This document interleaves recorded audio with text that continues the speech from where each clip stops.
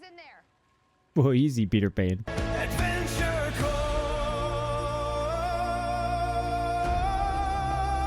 with each talent told. Noxiddar. Hey everyone, how's it going? Noxiddar here, and welcome to this reaction of Percy Jackson and the Olympians Season 2.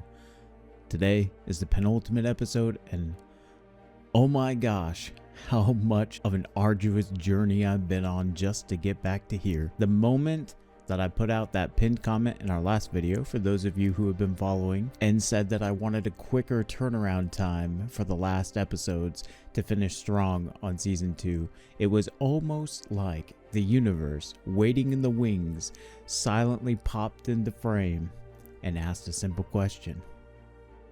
Are you sure about that?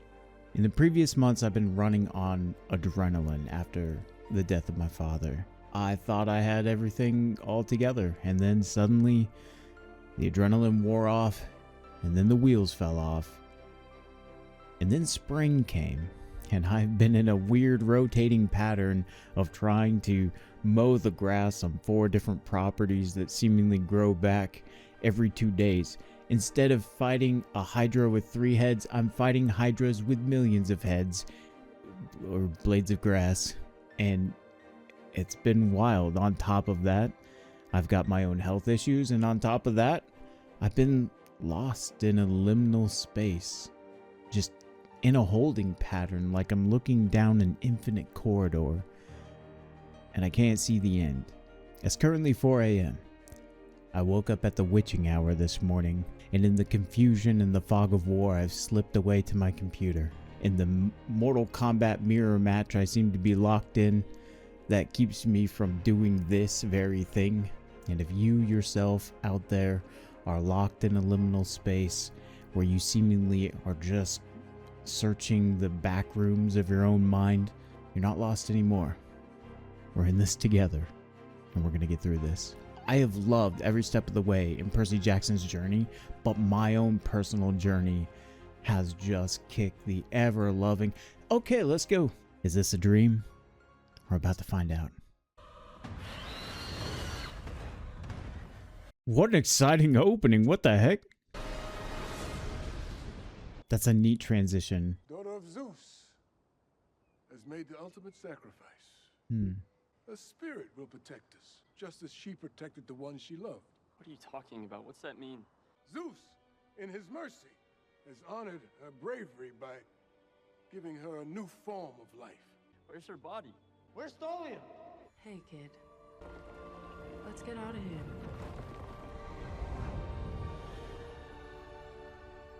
We take care of our own. One of the most interesting things that I've come to realize is how things are viewed as a child versus the reality as you learn more and more.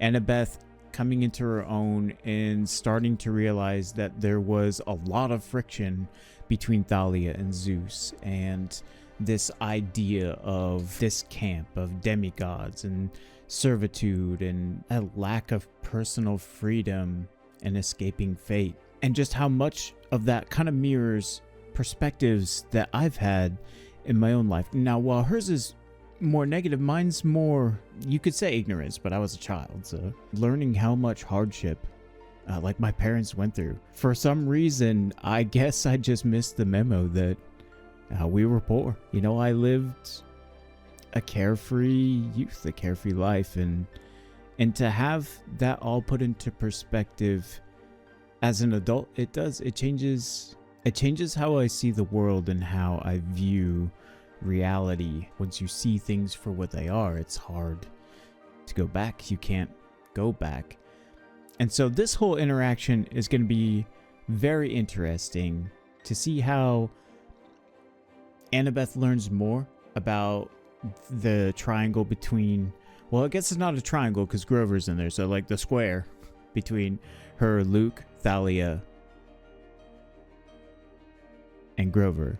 Yeah, that's 4, right? It's 4 in the morning, and we're doing math. What are we doing here?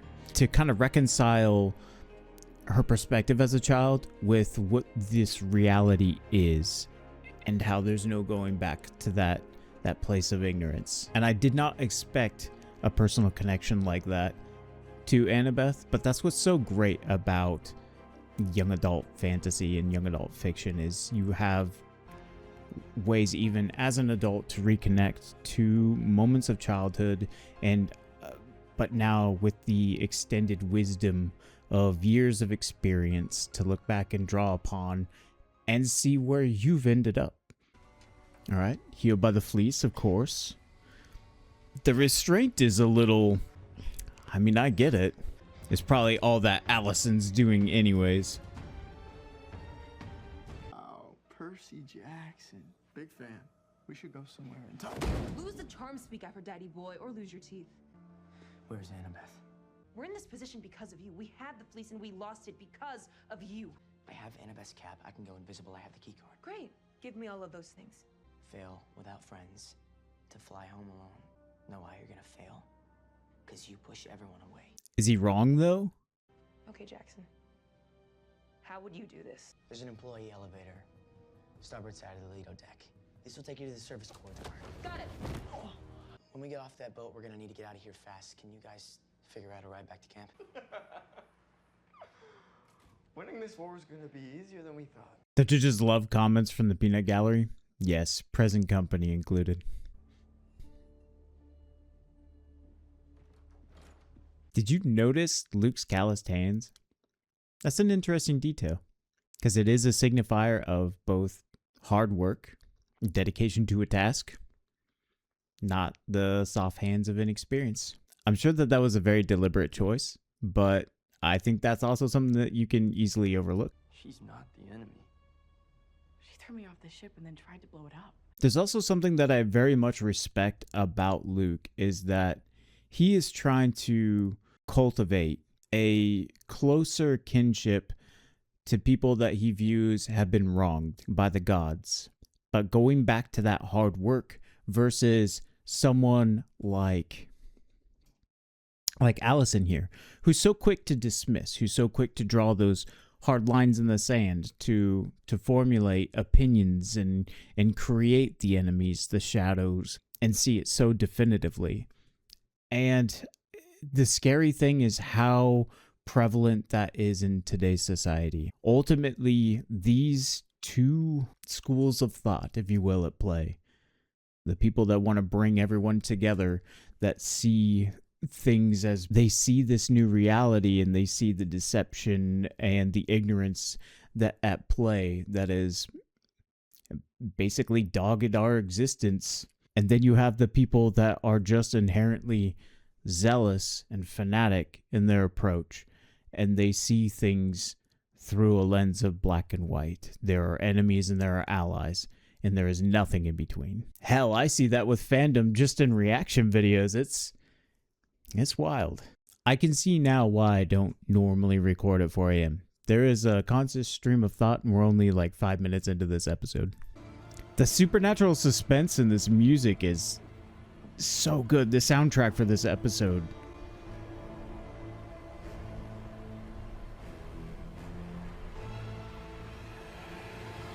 The discordance in the strings and like that brass just building. That's good stuff. It's funny that Clarice thinks she's on her own, but Percy Jackson finding an alternative route is in some ways still operating within a teamwork framework. Take that, prophecy. Who's in there? Whoa, easy, Peter Pan. Hey, what the? Let me out! Okay. Aw. That's cool. You okay? We don't have much time. Gotta move quick. Grover. No, we got him. He's safe. Your head's really itchy. Is it itchy for you? No, we can't leave without the fleece. We won't. Clarice is after it. Clarice, you're working together? Not exactly. You're my priority and the fleece was hers. The fleece is all that matters. I understand what it can do now. The fleece is working its magic, healing Kronos right now. All thanks to Percy. He defied the will of the gods by handing it over. He was thinking about saving a friend. And he ended up saving the world. Luke, you have to stop this. You have to get the fleece off the sarcophagus now. I can't do that. Yes, you can. You just have to leave now Get it and bring it back to me. He still hasn't noticed her bindings? I mean, they're cut open, laying on the floor. So what do we do? Percy said we have to find a way to get to camp, and we don't have any money. Tyson? I love it. What's wrong? Are you okay? Could you get us a ride A ride. to camp? Grover? Grover, what are you doing there? I thought you were somewhere on the other side of the world. Oh, I was, but I came back. We were on a field trip, but a bunch of us lost track of time and missed the bus back. So we were just wondering if Grover, I've been mother to a demigod for 13 years and to a cyclops for 1. Just tell me what's really going on. This poor lady. Tried not to be nosy. That's not everyday language, though. Luke, I think the fleece can bring Thalia back to us. No. It's not possible. Thalia's gone.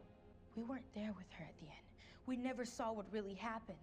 In my heart, I always knew. You wished it was true. This is such a great demonstration of what I was talking about earlier, about destructive power that comes with dismissiveness. And you can see it right there. Clearly with Luke, there's still some hope, some part of that wish, as he calls it, that still sits and resides within him. And, you know, they say the most powerful word in the English language is yet. And I think some of the most destructive force in the way we communicate is how easily we dismiss things. And once you see that across media, and you see the destructive force of that miscommunication and that breakdown because of dismissiveness, it's hard to ignore. If the fleece could bring Thalia back, Kronos would have told me before I poisoned the tree. So ask him. Ask him to tell you the truth. Anyone here up for killing a traitor? Oh, you mean Annabeth?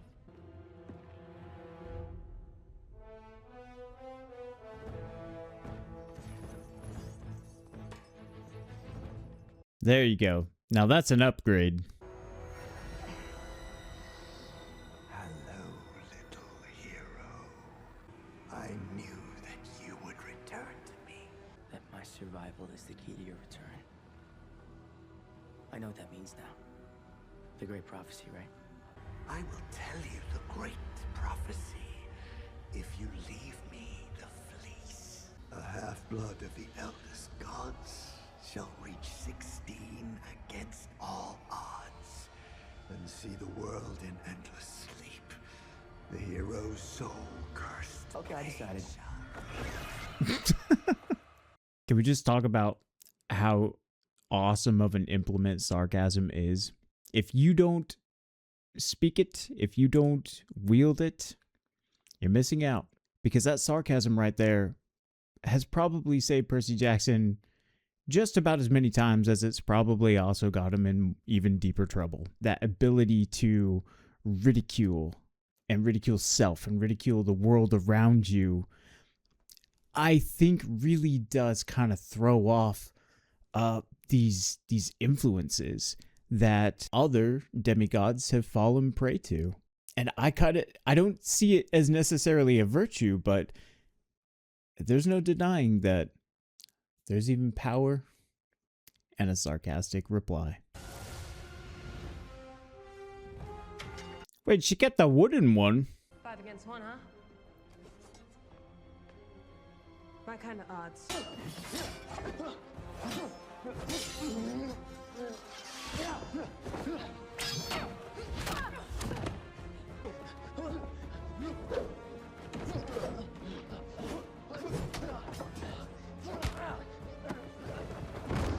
That's like some Errol Flynn, like old time sword fighting action jumping on the table. I kind of like that.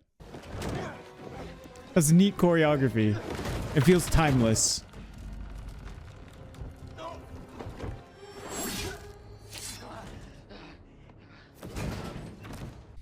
Ow. But at least Percy will get to see what the fleece does firsthand. Percy went for the fleece. You think Seatorp's gonna be able to get it on his own? Doesn't mean he has the fleece.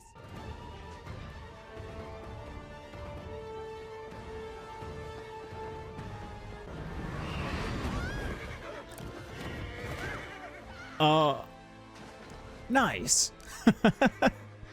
Percy, you're bleeding. No, this thing really works, huh? It's your quest. You should be the one to complete it. So you're just gonna let me win? This isn't about winning or losing. This is about getting the fleece to the tree as soon as possible to save camp. There's only room for one, and I know you won't stop for anything. What about my prophecy? What you said about how I was wrong. In a lot of ways. You trusted me with your prophecy, and I used it against you. I'm sorry.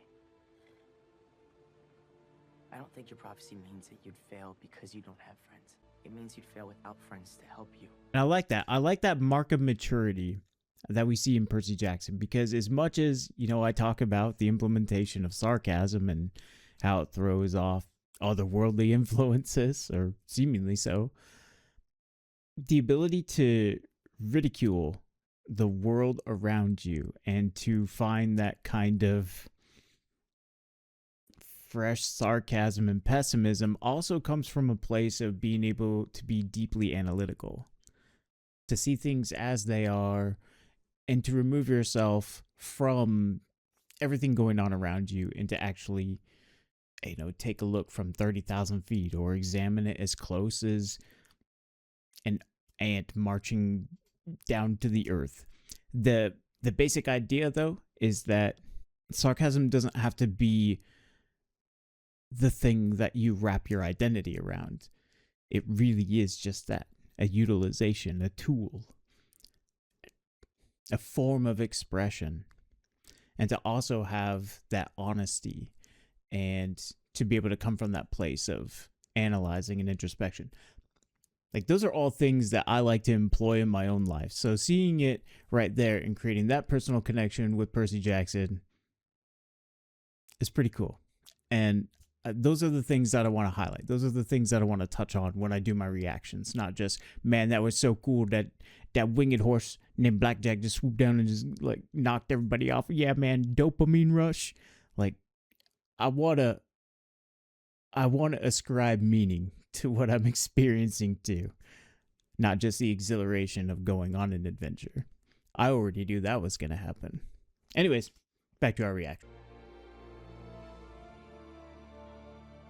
Thanks, Percy.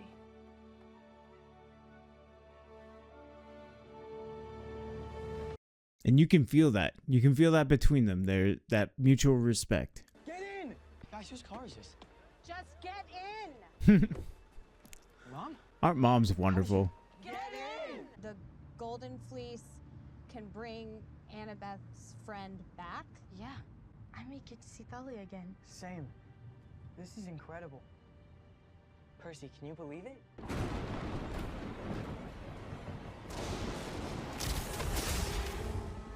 Did he tell Annabeth about that dream? I can't remember. I feel like he did when they were on the boat right before they went to Polyphemus' island. Why didn't you tell me that the fleece could bring Thalia back? I'm loyal. I've sacrificed everything for you. Then prove it. The time for your mercy is over. Burn camp to the ground. Kill the son of Poseidon. Yeah, there for a moment you could really see that reality and the questioning of that reality starting to settle in with Luke. But this has been a really insightful look for something that I think was supposed to be more action-packed and suspenseful and thrilling, as noted by the music that I was listening to. But these are like those 2 a.m., 3 a.m., 4 a.m. thoughts. And I am primed to just, I guess, reflect on all of them. But thank you so much for joining me in this. I think I'm finally starting to find the exit within the back rooms in my own mind. I've turned a corner, and I think I see the exit. And with that being said, I'll see you in the next one. I'm so glad you're here. This is Noxiddar. Out. We'll see ya. So hit that like button, subscribe if you dare. This is Noxiddar.